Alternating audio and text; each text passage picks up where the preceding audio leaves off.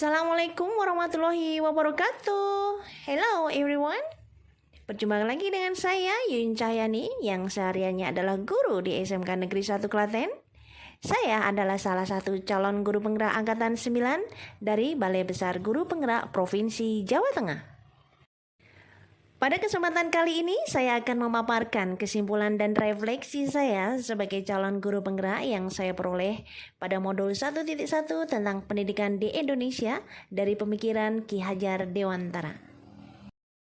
Rekan-rekan guru hebat semua, setelah saya melakukan kegiatan eksplorasi, kolaborasi, dan diskusi bersama teman-teman saya mengenai pemikiran Ki Hajar Dewantara tentang filosofi pendidikan nasional, maka kami bisa menarik beberapa kesimpulan antara lain sebagai berikut. Pendidikan Indonesia berawal dari keinginan Ki Hajar Dewantara bahwa beliau ingin membawa anak Indonesia untuk memperoleh kemerdekaan belajar. Hal ini beliau buktikan dengan mendirikan taman siswa sebagai bentuk pertentangan terhadap diskriminasi pendidikan kolonial Belanda melalui jalur pendidikan dan kebudayaan. Intisari pemikiran Ki Hajar Dewantara tentang pendidikan menjelaskan bahwa pendidikan itu adalah sistem among, yaitu mendidik dengan pola momong, ngemong, asah, asih, asuh, penuh dengan cinta kasih dan kekeluargaan. Mendidik juga harus memperhatikan minat dan bakat murid serta selaras dengan perubahan zaman. Mendidik juga harus menerapkan trikon, tripusat pendidikan, trilogi kepemimpinan. Seorang pendidik harus menghamba kepada anak, menjadikan anak sebagai subjek pembelajaran, karena pendidikan itu sebagai tempat bermain anak untuk menghasilkan budi pekerti yang luhur sesuai dengan nilai-nilai kebangsaan Indonesia. Sistem among yang diajarkan oleh Ki Hajar Dewantara adalah suatu sistem pembelajaran yang mengedepankan pembentukan manusia secara utuh, yaitu suatu metode yang tidak menghendaki adanya perintah dan paksaan, melainkan memberi tuntunan bagi hidup anak-anak agar dapat berkembang dengan subur dan selamat baik lahir maupun batinnya. Sistem among ini bertujuan untuk membangun hubungan emosional yang kuat antara guru dan siswa dan orang tua untuk menciptakan lingkungan pendidikan yang optimal. Yang artinya pendidik sebagai pamong yang menuntun dan mengarahkan segala potensi yang ada pada murid untuk menjadikan hal yang bermanfaat untuk kehidupannya, baik itu secara individu maupun sebagai masyarakat. Selanjutnya, kesimpulan kedua, Ki Hajar Dewantara mengelaborasikan pendidikan terkait kodrat alam dan kodrat zaman. Kodrat alam adalah sifat alami manusia yang harus dikembangkan seperti sifat kejujuran, ketulusan, tanggung jawab, dan lain-lainnya. Sedangkan kodrat zaman adalah keadaan dan tantangan yang harus dihadapi oleh manusia pada zaman tertentu. Untuk berhasil dalam kehidupan, Ki Hajar Dewantara percaya bahwa anak-anak harus dididik dengan mempertimbangkan kedua faktor ini. Anak-anak harus diajarkan sifat-sifat yang sesuai dengan kodrat alam mereka dan keterampilan yang sesuai dengan tuntunan zaman. Dalam melakukan pembaruan yang terpadu, hendaknya selalu ingat bahwa segala kepentingan anak-anak didik, baik mengenai hidup sendiri, pribadinya maupun hidup kemasyarakatnya, jangan sampai meninggalkan segala kepentingan yang berhubungan dengan kodrat keadaan baik pada alam maupun pada zamannya. Lalu pada kesimpulan selanjutnya, sistem pendidikan hendaknya dilaksanakan dengan menerapkan asas trikon, yaitu kontinu, konvergen, dan konsentris. Kontinu berarti pendidikan yang dilaksanakan harus berkesinambungan, dilakukan terus-menerus dengan membuat perencanaan yang baik.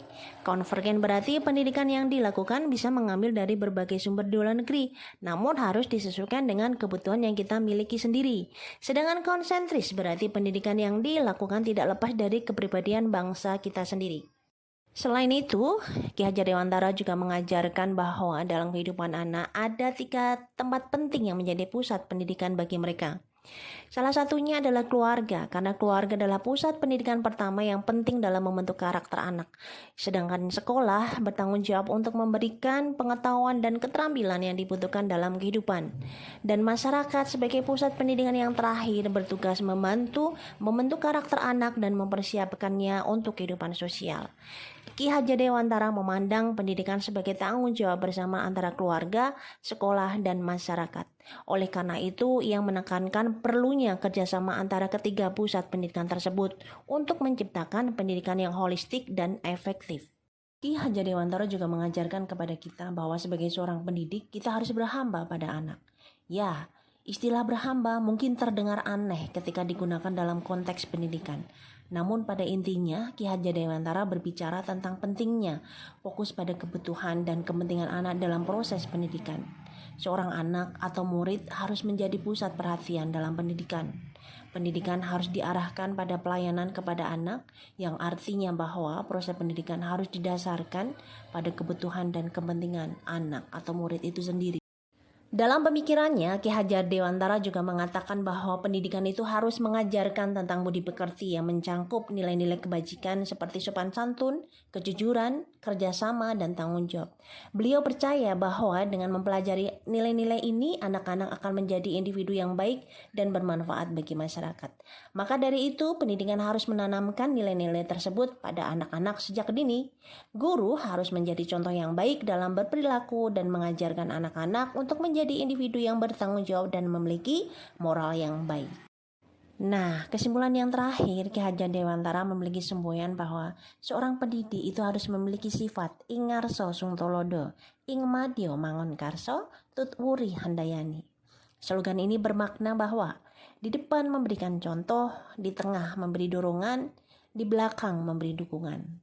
Ini berarti seorang pendidik harus menjadi contoh yang baik bagi anak didiknya, memberikan dorongan dan motivasi agar anak didiknya dapat berkembang dengan baik, dan memberikan dukungan yang dibutuhkan agar anak didiknya dapat mencapai sebuah kesuksesan.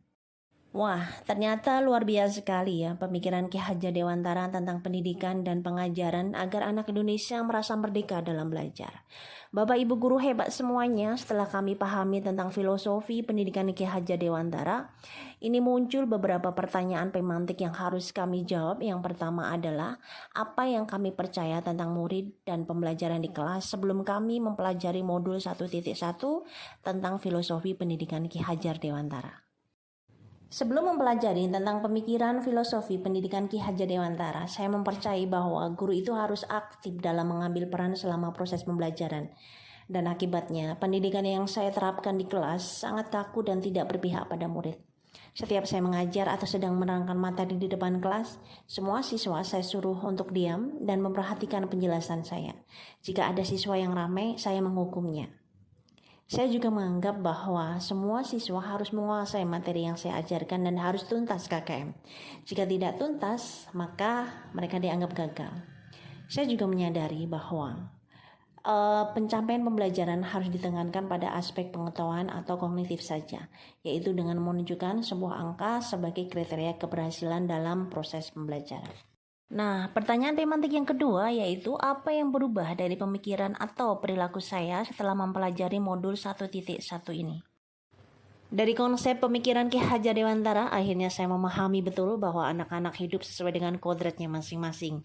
Jadi sebagai seorang pendidik hanya dapat menuntun tumbuh kodrat pada diri anak-anak tersebut. Dan saya menjadi lebih waspada dalam mencari bahan ajar untuk diberikan kepada siswa. Segala sumber bahan ajar akan saya sesuaikan dengan nilai-nilai kebudayaan bangsa Indonesia. Saya juga menjadi mengerti bahwa setiap anak memiliki kodratnya masing-masing. Jadi saya tidak bisa memaksakan seorang anak untuk menguasai materi ajar yang tidak bisa dia kuasainya. Saya lebih memahami tentang makna ingarsa sungtulada ing madya mangan karsa tuturi handayani. Tugas saya sebagai seorang guru adalah menuntun tumbuh kembangnya murid sesuai dengan kodratnya masing-masing, agar mereka bisa mencapai kebahagiaan dan keselamatan setinggi-tingginya sebagai makhluk individu dan makhluk sosial. Pembelajaran harus berpihak pada siswa. Hal ini bertujuan agar mereka diakui dan dihargai sehingga mereka merasakan pembelajaran yang bermakna. Sekarang saya akan menjawab pertanyaan pemantik yang terakhir. Apa yang dapat segera saya terapkan lebih baik agar kelas saya mencerminkan pemikiran Ki Hajar Dewantara? Dari beberapa kesimpulan yang saya ambil tadi, ada salah satu yang akan segera saya terapkan terlebih dahulu dalam kelas saya, yaitu pembelajaran itu harus menyenangkan. Pembelajaran itu harus menuntun semua kodrat anak, di mana masing-masing kodrat anak itu unik. Mereka memiliki karakter masing-masing. Untuk itu, di kelas saya ingin menerapkan suatu pembelajaran, yaitu tadi pembelajaran yang berpihak pada murid. Menuntun siswa melakukan pembelajaran yang berpihak pada murid dan tentu saja menyenangkan dan bermakna. Nah, untuk itu saya akan menerapkan sebuah model pembelajaran yaitu Project Based Learning dengan menggunakan permainan Boom Basel dan tentunya menggunakan media yang disukai oleh para remaja saat ini yaitu menggunakan YouTube. Project Based Learning merupakan model pembelajaran yang berpusat kepada peserta didik dengan menggunakan project sebagai media pembelajarannya. Model pembelajaran ini sangat dianjurkan untuk diterapkan dalam implementasi kurikulum merdeka agar peserta didik memiliki pengalaman yang lebih berharga dan dapat bersifat kritis dalam kegiatan pembelajarannya. Dalam model pembelajaran ini, guru berperan sebagai fasilitator dan mengevaluasi hasil produk atau penemuan peserta didik yang ditampilkan melalui proyek yang telah dikerjakan. Dalam hal ini, saya akan meminta siswa untuk menampilkan hasil proyeknya melalui YouTube. Selain itu, saya akan menerapkan permainan Boom Basel. Dengan pendekatan permainan membuat siswa merdeka untuk belajar. Boom Basel merupakan permainan berbasis web yang dapat diintegrasikan dengan mata pelajaran apa saja. Permainan ini lebih cocok dilakukan secara berkelompok. Dalam permainan ini, setiap kelompok diminta untuk memilih kotak yang tersedia. Di dalam kotak-kotak tersebut terdapat materi pelajaran dan soal-soal latihan. Namun, bukan hanya itu saja, ada juga kejutan-kejutan yang membuat permainan ini lebih menyenangkan, seperti adanya bonus poin atau jika tidak beruntung, maka siswa mendapatkan pemotongan poin. Permainan ini bertambah seru ketika siswa mendapatkan kesempatan untuk menukar poin kelompoknya dengan kelompok lainnya atau mengambil poin dari kelompok lainnya. Penerapan gamifikasi dalam pembelajaran menjadikan pembelajaran lebih menyenangkan dan siswa merdeka untuk belajar. Demikian kesimpulan dan refleksi saya terhadap pemikiran Ki Hajar Dewantara tentang pendidikan Indonesia.